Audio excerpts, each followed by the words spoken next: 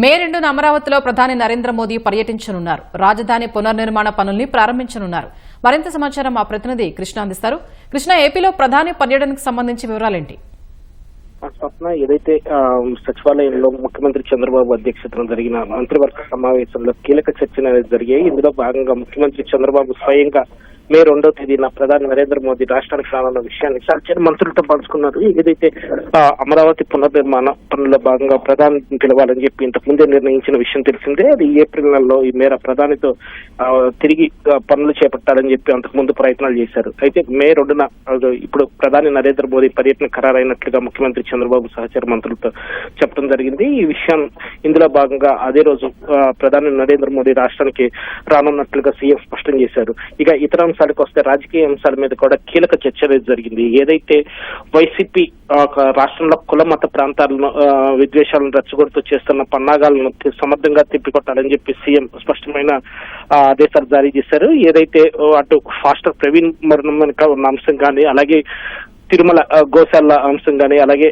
వక్ఫ్ board బిల్లుకు సంబంధించిన అంశాలు, ఇలా 3 అంశాల్లో 3 కులాలను రెచ్చగొట్టే విధంగా వైసీపీ ఏ విధంగా వ్యవహరిస్తోంది ఏంటి అన్న దాని మీద సీఎం సహచర మంత్రులకు వివరించారు. ఏదైతే జగన్ వైఖరి ఏంటో ఈటి ద్వారానే అర్థమవుతుందని చెప్పి స్పష్టం చేసిన ఆయన ఏదైతే కుట్రలను సమర్థంగా తిప్పికొడుతున్నాయి ప్రజలను చైతన్యపరిచేలాగా మంత్రులు వ్యవహరించాలని చెప్పి ఆయన దిశానిర్దేశం చేశారు. అలాగే ఏదైతే రాజకీయ నిర్ణయాలు అనేది ప్రభుత్వం తీసుకుంటుందో వాటి పట్ల ఎలాంటి గందరగోళం ఉండకూడదని చెప్పి కూడా సీఎం స్పష్టం చేయడం జరిగింది.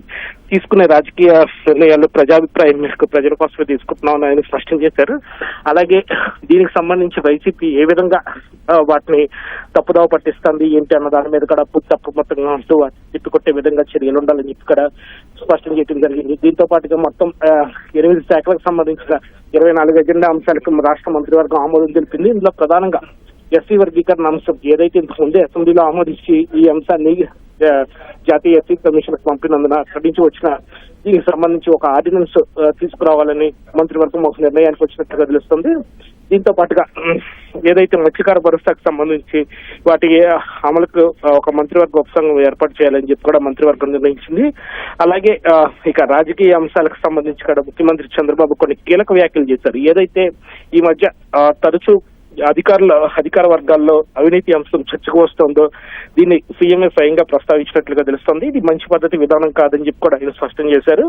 ఏదైతే రాజకీయ పరంగా అంతా బాగానే ఉన్నా సరే అధికారుల్లో ఈ విధమైన అవినీతి ఆరోపణలో అంశం మాత్రం ప్రభుత్వానికి చెడ్డ పేరు తీసుకొచ్చే విధంగా ఉందని, దీనికి ఏ శాఖ మంత్రి సంబంధిత శాఖ అధికారులకు సంబంధించి వచ్చే వాటి మీద అప్రమత్తంగా ఉండి వాటిని నివారించే దిశగా చర్యలు తీసుకోవాలని చెప్పి కూడా సీఎం దిశానిర్దేశం చేసినట్టుగా తెలుస్తుంది.